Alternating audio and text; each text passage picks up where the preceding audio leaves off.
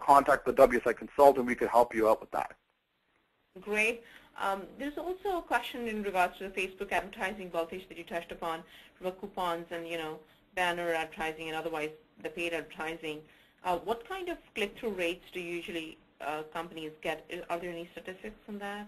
Yeah, no, like I said, we've ran several campaigns in WS as a whole. I mean, and the results always vary. But one thing you got to keep in mind is I did the comparison between Google AdWords and Facebook.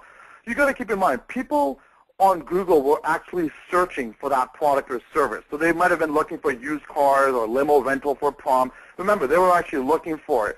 We're on Facebook. Remember, people don't go on Facebook to look at advertisements. They go there to interact with their friends, look at photos, upload. They go there for a whole different mentality. However, the fact that you are able to laser target your exact demographics on Facebook, and often makes the traffic a little more qualified. Your click-through rates will probably be in most cases much lower than if you're running a traditional AdWords campaign such as Google, just because Facebook is more that push marketing, and Google is more of you're in front of your customers that are actually looking for you. Great. There's another question here, which is more, first of all, many people have sent their thank you notes and said that it's very, very, very interesting. So thank you again, Baltej. I didn't want to miss on to that.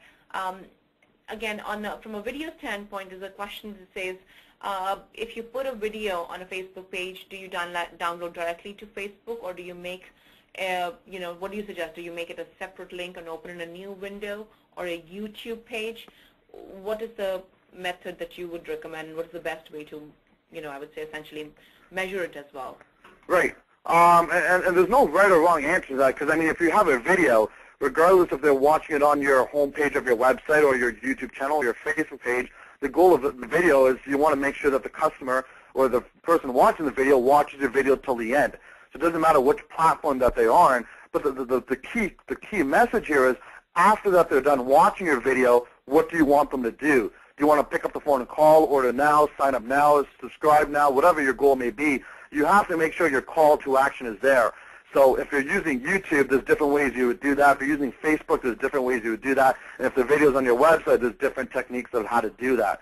So there's no right or wrong answers. And I mean, the more places your video is at, I mean, if it's on your website, it's on YouTube, it's on Facebook, it's on Google Video, AOL Video, Rever, MetaCafe, Dailymotion. There's so many of these video channels out there.